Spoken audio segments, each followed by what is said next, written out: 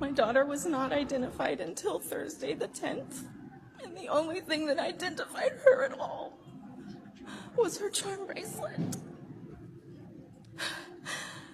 When we know better, we do better. And so we need to do better for the people in this community, for the people that are suffering. And like I said, we need to give people a chance. This is a lovely community. Like everything, people have been fantastic.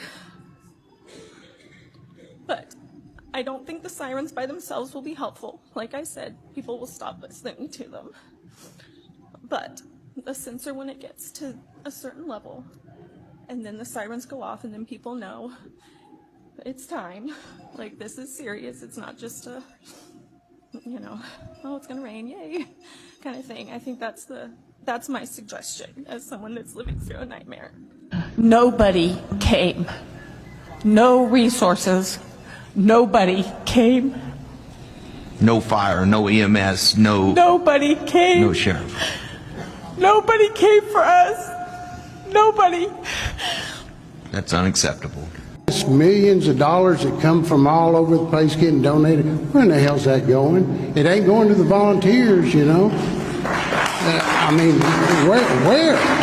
My God. I've got volunteers. I got the time they showed up and the time they left, and I can't afford to pay them. But they did it out of the kindness of the heart. All that money is going to some politician's slush fund somewhere. I mean, we need to consider. I will correct you on that. Okay, it's not. Let's chill on the conversation. Let's keep it on the subject matter. That money is not going to politicians. Well, that money I hope that there's going to be Sir, I'm not going to argue with you. Huh? That money will not go to politicians. It will get to the help that it's seeking because it's going to be administered I hope there's an account for it. I'm not going to argue with you. You can leave or you can sit there and answer the questions directly. It was 2 days before I got some help. And it was not from the state, not from the government. It was from good-hearted people, my friends and my cousins and things. And they came over, and three of us went across this little island, and we found two easy finds. There were two bodies laying over there. One of them had been bleeding, and that indicates that he was alive when he got there. But I wish I'd had the opportunity to find him. But all these bullshit laws and stuff, everybody's got, and do this, do that, you can't do this. No, whenever it comes to finding bodies out there, dude, all that crap needs to go to the wayside. I am representing us alive. We're alive, the survivors. Where's our help? FEMA trash cleanup is coming when? When are we going to see this FEMA help come in to remove the debris? I've got logistics on the ground. The toss-up dumpsters are there and waiting for the skid steers and the excavators that FEMA has parked in Ingram. These are the taxpayers' dollars, and we need help. With $27 billion, I think that the state of Texas can reach down and help us clean our lakes out. And we're going to find bodies out there. I'll piggyback on what the young lady said from Sandy Creek. They're finding fingers, they're finding wallets, they're finding limbs, and they're saying that the bodies are recovered, and they're not. We have six feet of rubble that has invaded our lake, and it's become a graveyard. We've talked to divers that have been out there. They have found vehicles. We have asked them direct questions. Are there bodies in the water? Their answers are yes. And that lake in Ingram is the heart of our city. It brings money into our city. We have people that come in and boat, fish, they spend money at the restaurants. We're a poor community, and we need that lake drained. We need to recover the bodies. The state's not going to pay for the cleanup, then let us go clean it up. We're willing to get our hands dirty.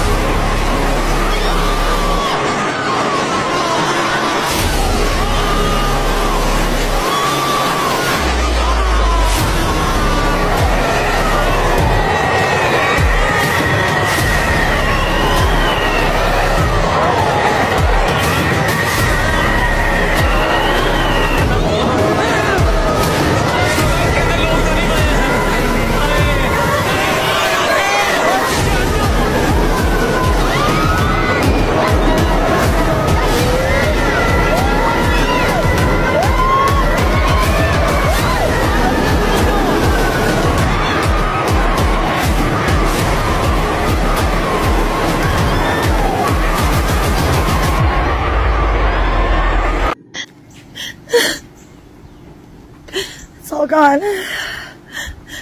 Everything is gone.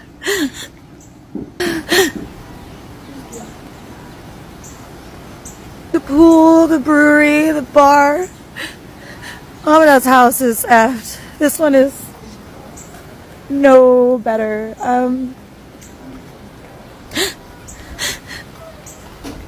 No.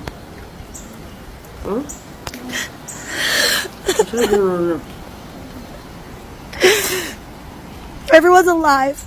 That's what matters. Everyone's alive.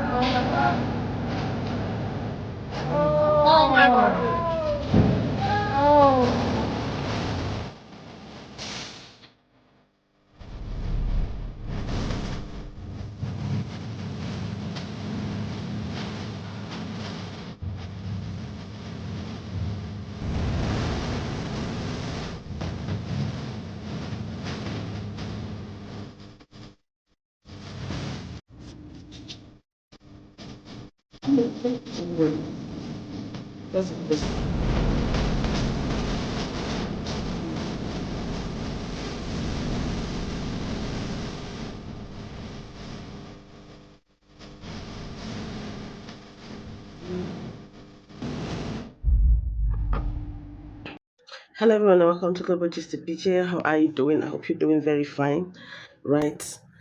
Without a doubt, Texans are really in serious trouble right now, and they need help. They kept calling on their governor, they kept calling on their government, and they're doing nothing about it. You all are aware of the floods happening in Texas right now, and people losing their properties and lives in this whole flood, right? And then no amount of help. Let's listen to people speak about it, and then I'll be back with the commentaries. Please, if you haven't subscribed, please go ahead and subscribe, like and share, right? I'll be back with the commentaries right now. Irville family has found the remains of people swept away by the floodwaters. In fact, they say they found a total of 12 people just on their property. Tonight, Can 5 reporter Mike Jimenez on how the family is now remembering the lives lost. Mike? Henry Ricky Ray Robertson says while the discoveries have been uncomfortable, he takes comfort in knowing the families have closure.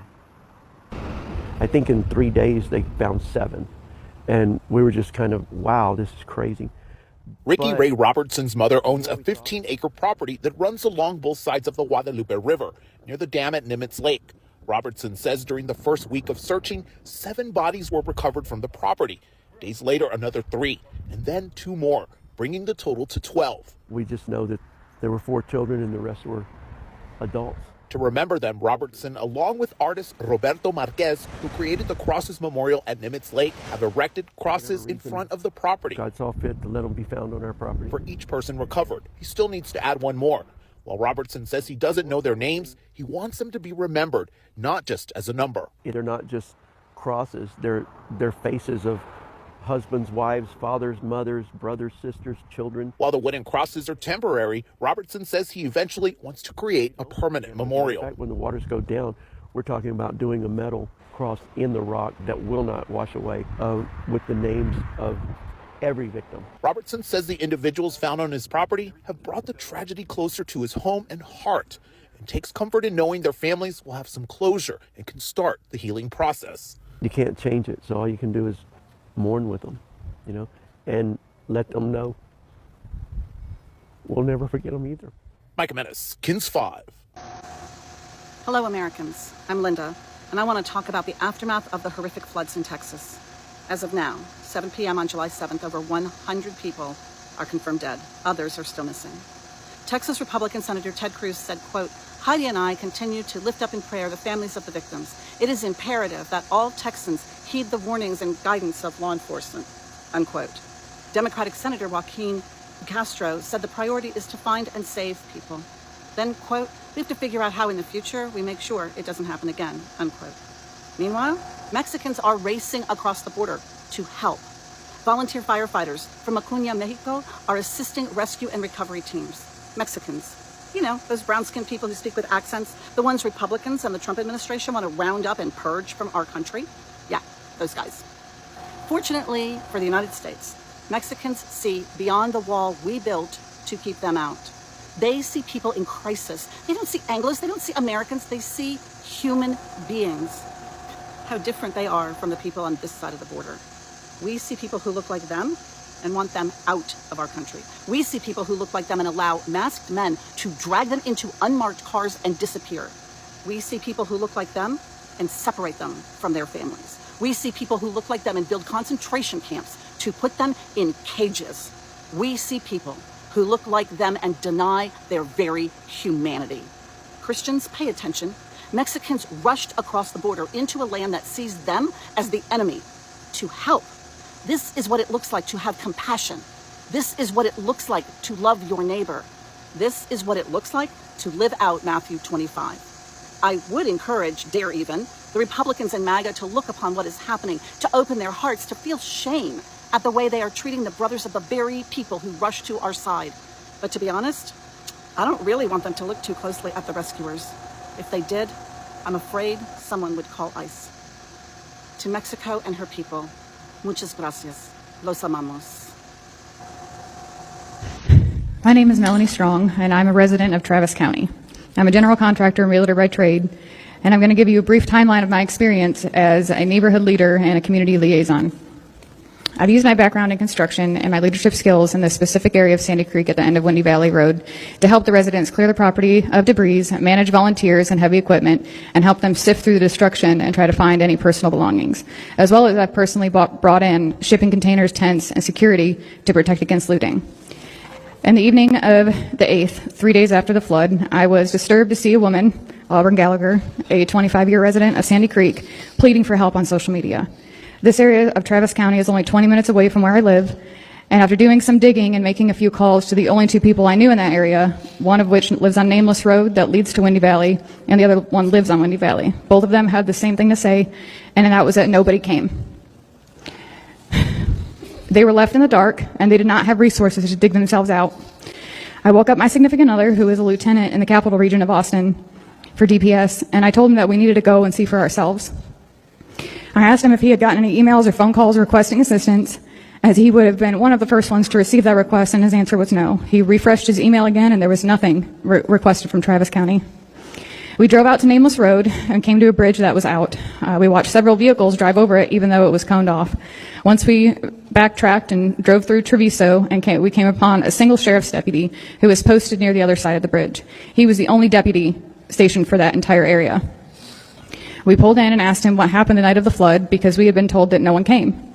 He confirmed that he was working on the night of the flood and had over 50 calls directly to him that he was unable to get to as he was caught between Cow Creek and the low water crossing for the Balcones Nature Preserve. That's a 20-minute drive on a clear night. He was on the other side of the county. And there were no other deputies available for the Sandy Creek area. Sorry, I lost my spot. He was stuck there from approximately 3 a.m. until 10:30 in the morning when he was able to get out. He was landlocked along with other deputies, some of which had to evacuate from their own vehicles to escape the floodwaters on foot. We finished our conversation and went back home. On Wednesday morning, I went to my friend's house that lives on Windy Valley. His property extends both sides of the road. One portion of his property extends into the creek, and the other adjacent property is where his home is. The water came across both properties and into his home over 2 feet high. He took me to the creek that was previously an overgrown dry creek bed, and where we found his neighbors trying to dig out an elderly neighbor who was unable to get out of her home. And this is 4 days later. I spent the next few hours walking down the creek and witnessing the neighbors and volunteers with chainsaws and bobcats and small excavators digging each other out. I spoke to many of them, and their testimony was all the same. Nobody came. No emergency services came to them. In the hours after the floodwaters receded, their 911 calls went unanswered. Ms. Stalin, thank you for your testimony. My question is, we've heard from 3 of you now. You're not saying that there was no resources just from the sheriff. Your testimony is that there was no Travis County resources from any first responding discipline. Nobody. Before you speak, please restate your name. My name is Auburn Gallagher. Nobody came. No resources. Nobody came. No fire, no EMS, Nobody came. no sheriff. Nobody came for us. Nobody. That's unacceptable. Thank you for your testimony. While we're there, real quick, in the DPS testimony last week, I met you ladies in a hallway there at the Capitol. The DPS said they had put resources there, couldn't remember exactly when they showed up, but from an actual cleanup or mitigation or help perspective, but this was regarding looting and stuff. So do you know when the DPS were there? Yes. Yes, they came only after my many requests because, like I said, I brought in my own shipping containers and tents to protect from the looting because that area was receiving a lot of donations. And we had an entire pallet of chainsaws that were donated disappear overnight. And basically, I just begged my boyfriend to figure it out. I'm like, you have to get people down here. They need help. And he made the captain that is over that area made TDEM, whoever was in charge at TDEM over there, very aware that although there were a lot of DPS resources that had been allocated to Kerrville and Williamson County, that to let them know that there were still plenty of troopers ready and willing to come assist. And the request was, or the offer was declined. All right, thank you. All right, sir, state your name. Howdy, y'all. My name is Timothy Mabry, and I'm representing all the volunteers who showed up to help. Though my story started out on July 4th in Canyon Lake, where I assisted in setting up a donation center for here in Kerrville. We ended up sending, on July 6th, 11 trucks and 7 trailers of supplies to here in the Kerrville area. Then that night of the 6th, I saw Auburn Gallagher's video saying that Leander was hurting, that there was a major need. That next morning, I called up the church there, and I heard the exact same thing from the church. The church told me we were almost out of food, we're almost out of water, and we're out of supplies for children, like diapers and wipes and formula. This is what we're out of. And we happened to have some extra supplies that got dropped off right after our last truck went out to this collection point.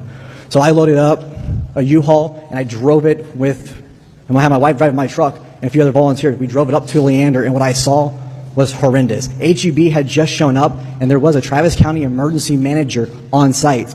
And I asked him, what is going on? Do you need assistance? Because I started to see how crazy this was. My background, I spent over 10 years in the fire department. Before that, I was Navy. I have a lot of experience in emergency management. And I asked, hey, do you need assistance? And he said, I don't know. I don't think so, but I'm not sure yet. To be on standby. I asked him, do you have a full ICS, incident command system structure, up and running? And the answer was no, we do not. Those supplies were being turned away because HEB had shown up. And HEB at that point was giving out small little bags of groceries to people. It was just enough of an allotment for an evening.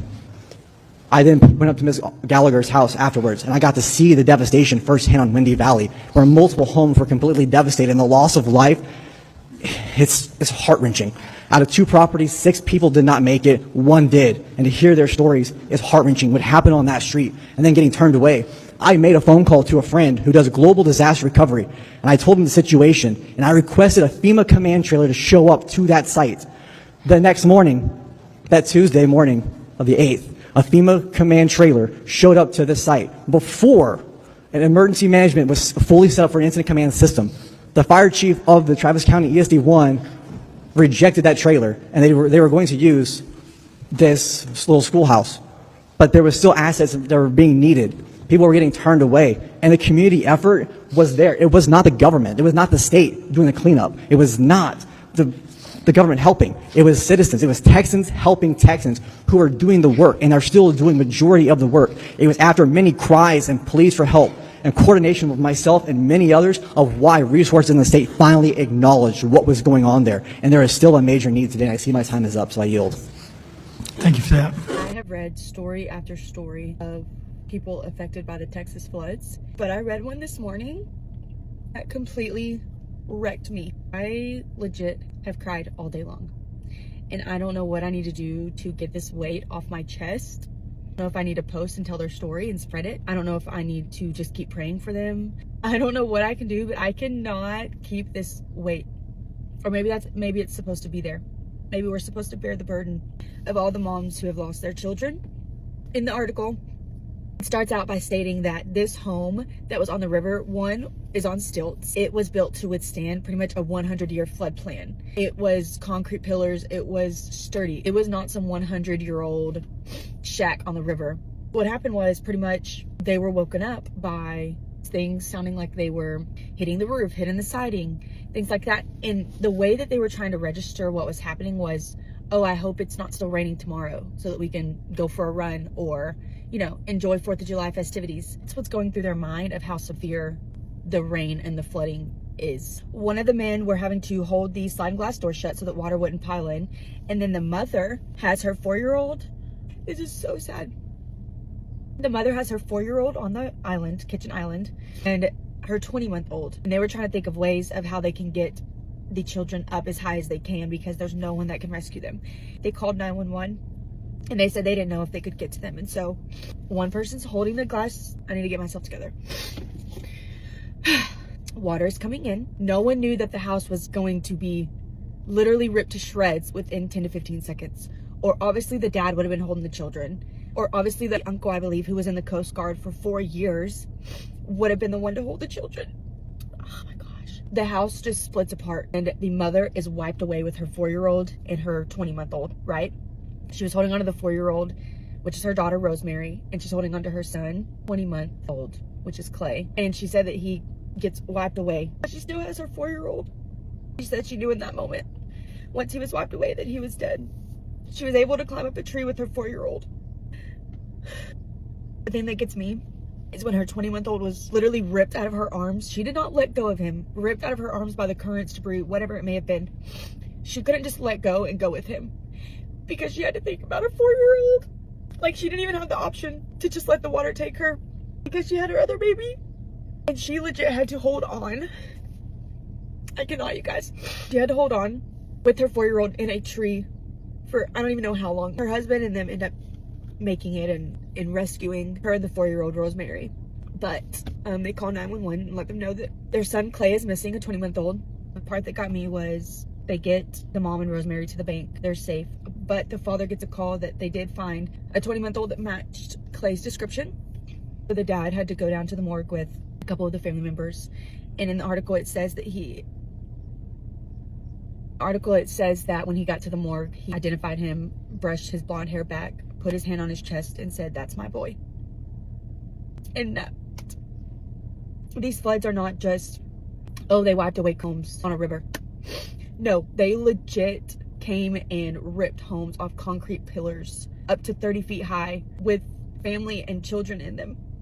I'm letting you know this story and this testimony because if there's anything that you can do today, it is to please pray for the mothers who had their literal children ripped out of their arms, family members, mothers, dads, fathers, rescue team who are having to identify these people and search for missing ones who still have not been found. Please, please, please pray for these people because it is so devastating.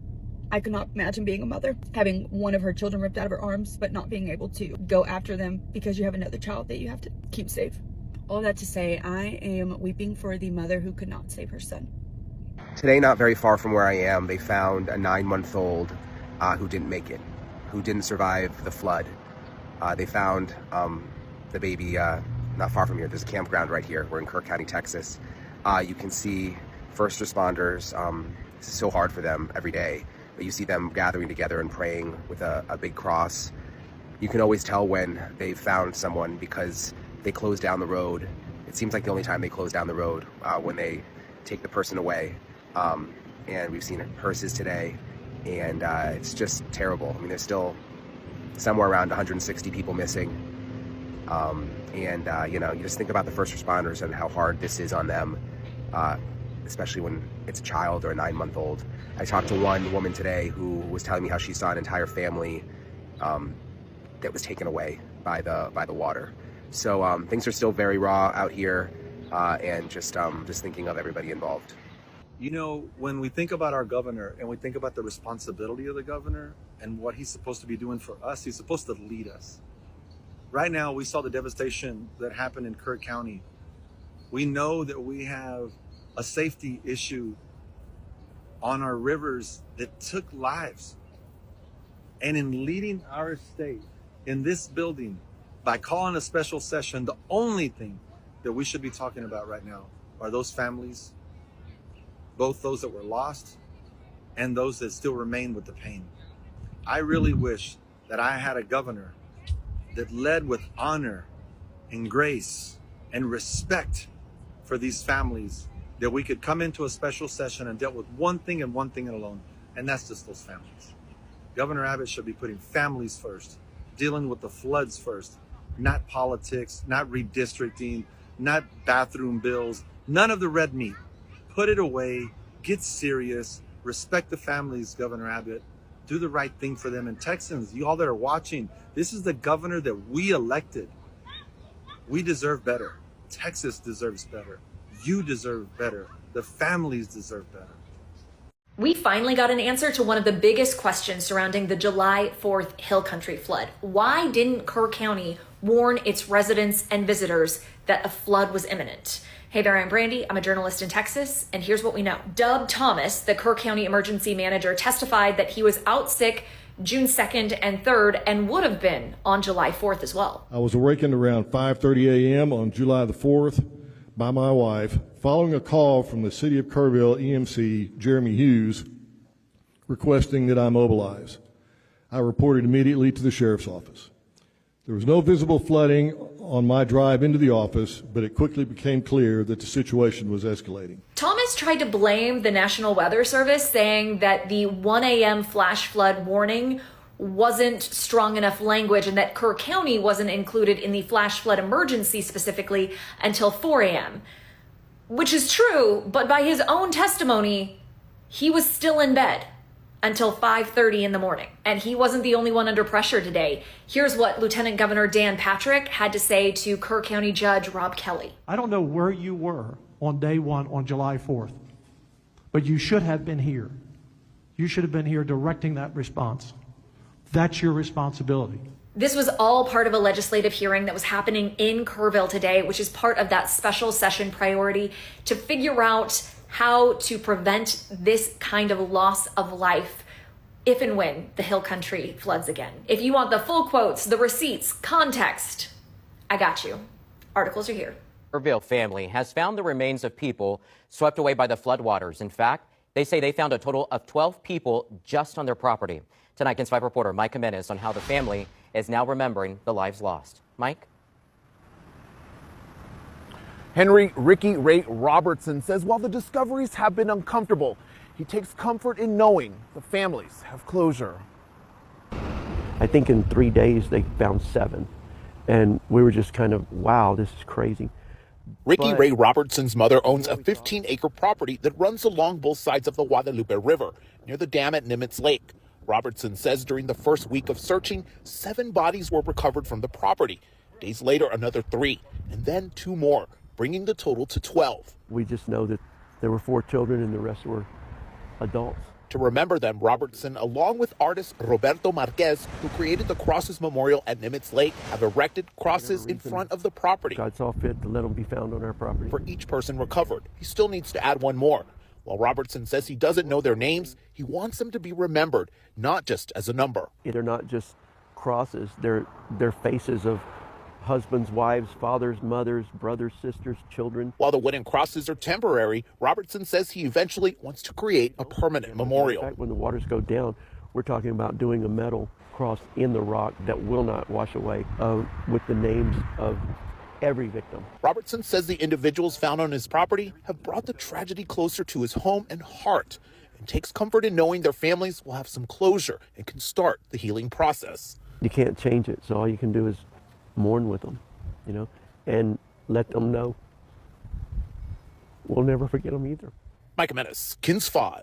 Regardless of how many times Governor Abbott tweets saying that the flood and emergency response is his top priority of the special session, he's lying. And I can say with 100% certainty that it is a lie because I'm sitting in the Capitol right now at the 8th hearing on redistricting. Meanwhile, there's only been 1 hearing on the floods in this building. Their priority is not Texans. It is not flood survivors. It is not protecting us from future disasters. It is redrawing our maps to cement power. But despite this, Texans are fighting back, and we are going to keep fighting back. Because Governor Abbott can sell Texans out to Trump or the highest bidder, but we're not going to let him because we know our worth and we know we deserve better. This is the second deadliest weather event in Texas history. The first being our 1900 storm in Galveston, where you didn't have information. And I think that's what's so shocking to me today, is that we do have information. We did have information. And the question has to be answered. Who knew what, and when did they know it? What systems failed to step up at a time? And there is no question in my mind that if people had been given the opportunity to get out of harm's way, if they had been warned, I believe this was preventable loss of life. And so it demands we actually look into it. Do you think that as these hearings go on, there will be more bipartisan unity on trying to find answers? These are the kind of events that are special.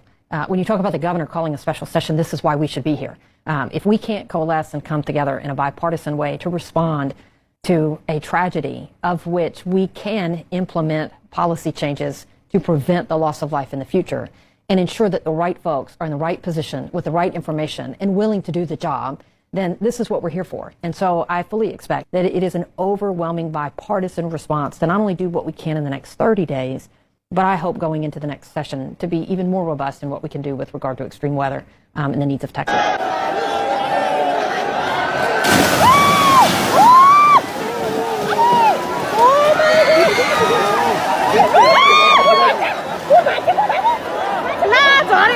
Oh my God! Wait, oh no! Oh no! Oh my God! Oh my God! Oh.